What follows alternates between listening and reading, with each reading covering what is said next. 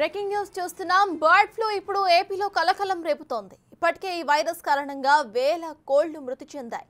అయితే ప్రస్తుతం ఈ వైరస్ కేవలం నెల్లూరు జిల్లాలోని 2 గ్రామాలకే పరిమితమైన ఆందోళన మాత్రం రాష్ట్ర వ్యాప్తంగా నెలకొని ఉంది. అయితే ముందు జాగ్రత్తగా ఏపీ ప్రభుత్వం పలు జాగ్రత్తలు తీసుకుంటోంది. రాష్ట్ర వ్యాప్తంగా 721 ర్యాపిడ్ రెస్పాన్స్ టీమ్స్ ను ఏర్పాటు చేసి కోళ్లలో వ్యాధి నిర్ధారణను చేస్తున్నట్లు అధికారులు తెలిపారు. అంతేకాదు అత్యధికంగా కోళ్ల పరిశ్రమలు ఉన్న కృష్ణా, ఉభయ గోదావరి జిల్లాలు అప్రమత్తంగా ఉండాలని సూచిస్తున్నారు. ఏదైనా అనుమానం ఉంటే 1962 టోల్ ఫ్రీ నంబర్కు సమాచారం ఇవ్వాలని కోరారు. అంతేకాదు వలస పక్షులు అత్యధికంగా ఉండే నెల్లూరు, కడప, ప్రకాశం, ఉభయ గోదావరి జిల్లాల్లో ర్యాపిడ్ టీమ్స్ ఏర్పాటు చేశారు అధికారులు.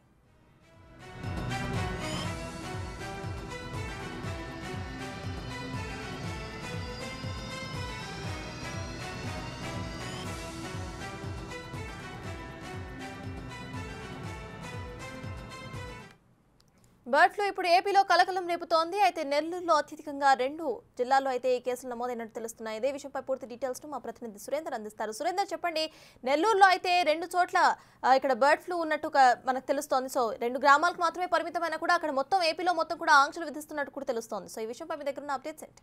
సతాజ్ నెల్లూరు జిల్లాలో బర్డ్ ఫ్లూ కలకలం రేపుతోంది.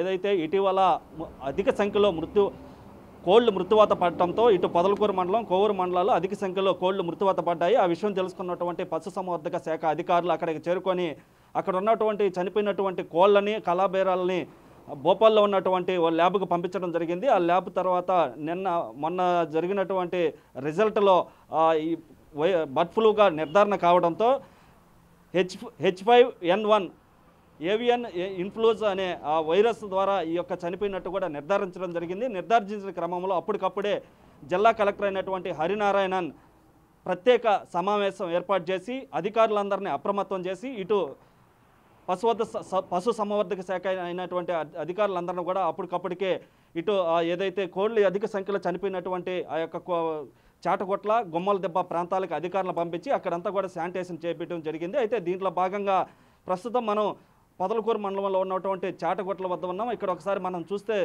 ఈ ప్రాంతంలోనే మనం విజువల్స్లో చూస్తున్నటువంటి ఈ ప్రాంతంలోనే కోళ్లు అధిక సంఖ్యలో చనిపోయినటువంటి పరిస్థితి. అయితే ఇక్కడ పశుసంవర్ధక శాఖ ఇటు అధికారులందరూ కూడా ఇక్కడికి ఒక రెడ్ జోన్గా ప్రకటించి ఒక రెడ్ రిబ్బన్ కూడా ఏర్పాటు చేసి మొత్తం కూడా శానిటైజేషన్ చేసినటువంటి పరిస్థితి కూడా మనం ఒకసారి విజువల్స్లో గమనించవచ్చు. అదేవిధంగా ఇక్కడికి ఎవరు కూడా రావద్దని చెప్పి కొన్ని రిస్ట్రిక్షన్స్ కూడా పెట్టారు. దాంతోపాటుగా ఈ యొక్క ప్రాంతం నుంచి కిలోమీటర్ మేర ఎక్కడ కూడా చికెన్ షాపులు కానీ ఎక్కడ కూడా చికెన్ విక్రయాలు కూడా జరిపేదానికి లేదని కూడా ఆంక్షలు విధించినటువంటి పరిస్థితి. అయితే నెల్లూరు జిల్లాలో ఇదొక బర్డ్ ఫ్లూ అయితే ఈ యొక్క 2 ప్రాంతాల్లో ఎక్కువగా ఉందన్న నిర్ధారించినటువంటి అధికారులు ఇక్కడ పూర్తిగా ఆంక్షలు విధించినటువంటి పరిస్థితి. ఏదైతే ఈ బర్డ్ ఫ్లూ ఏదైతే ఉందో ఏవియన్ ఇన్ఫ్లూయెంజా అనేది H5N1గా వైరస్గా నిర్ధారించడం జరిగింది. అయితే దీనిపైన మనుషులపైన అయితే ఎలాంటి ప్రభావం చూపదని కూడా ఇప్పటికే అధికారులు చెప్తున్నటువంటి పరిస్థితి. అయితే దీంట్లో 2 రకాలైనటువంటి వైరస్లు ఉంటాయి. ఆ వైరస్లో H1N1, H2N1, H3N2 ఇవి మనుషులకు సంబంధించినటువంటి మనుషుల మీద ప్రభావం చేసేందుకు ఈ యొక్క వైరస్లో చూపిస్తాయని ఇటు అధికారులు చెప్తున్నారు. అదేవిధంగా H5N1 అనేది కోళ్లు, పక్షులపైన తీవ్ర ప్రభావం చూపిస్తుంది. అదేవిధంగా గతంలో 12 సంవత్సరాల కిందట ఇదే బర్డ్ ఫ్లూ నెల్లూరు జిల్లాలో కూడా కలకలాన్ని రేపింది. అలాంటి పరిస్థితులకు రాకుండా ఉండేదానికి ముందుగానే అధికారులు జాగ్రత్త పడి ఈ యొక్క ఏవైతే చర్యలు తీసుకోవాలనో, ఏవైతే తగు సూచనలు ఇవ్వాలనో అవన్నీ ఇస్తూ శానిటైజేషన్ చేస్తూ అక్కడ ఉన్నటువంటి ప్రజల్ని, మనుషుల్ని అందరినీ కూడా అప్రమత్తం చేస్తున్నటువంటి పరిస్థితి నెల్లూరు జిల్లాలో ఉంది. ఏది ఏమైనప్పటికీ కూడా ఈ యొక్క లక్షణాలను కూడా కనిపెట్టేందుకు ఈ యొక్క కోళ్ళు ఏవైతే కాళ్ళు ఎర్రగా మారడం, అదేవిధంగా సొంగు కారుతూ ఉండడం, తల నల్లగా మారిపోవడం వంటి లక్షణాలు ఉన్నటువంటి కోళ్ళకి ఈ యొక్క వైరస్ సోకిందని కూడా గుర్తించడానికి అధికారులు కొన్ని లక్షణాలు కూడా వివరించడం జరిగింది. అయితే మొత్తం మీద ఈ యొక్క నెల్లూరు జిల్లాలో ఉన్నటువంటి వైరస్ ప్రబలించకుండా ఉండేందుకు తగు జాగ్రత్తలు అయితే తీసుకుంటున్నారు. అదేవిధంగా ఏపీ పశు సంవర్ధక శాఖ కూడా ఇటు అధికారులకు ఆదేశాలు జారీ చేసింది. అయితే ఆదేశాలు జారీ చేసినంత వెంటనే అధికారులంతా కూడా అక్కడికి వెళ్ళి అక్కడ ఉన్నటువంటి చికెన్ షాపులన్నిటి కూడా మోసగించడం జరిగింది.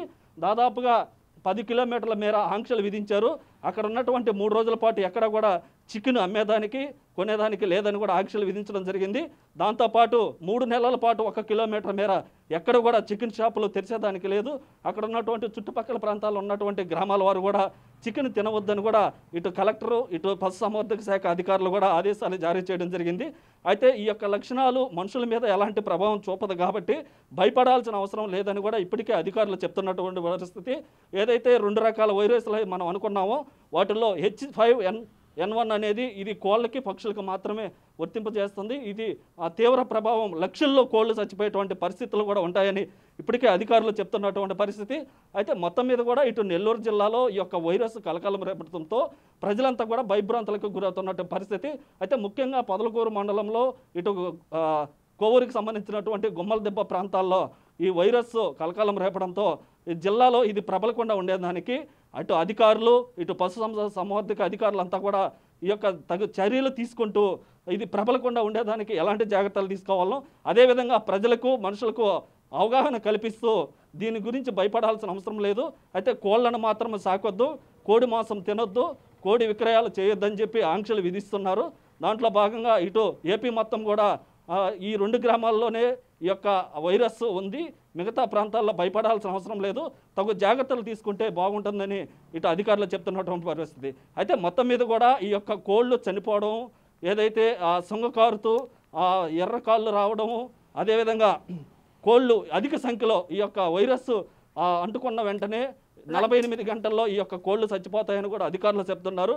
అయితే మొత్తం మీద ఈ యొక్క చికెన్ ఏదైతే బర్డ్ ఫ్లూ ఏదైతే ఉందో ఈ యొక్క బర్డ్ ఫ్లూ అయితే ఈ 2 గ్రామాలకు మాత్రమే ఉండడంతో ప్రజలైతే ఎలాంటి భయభ్రాంతులు చెందాల్సిన అవసరం లేదు.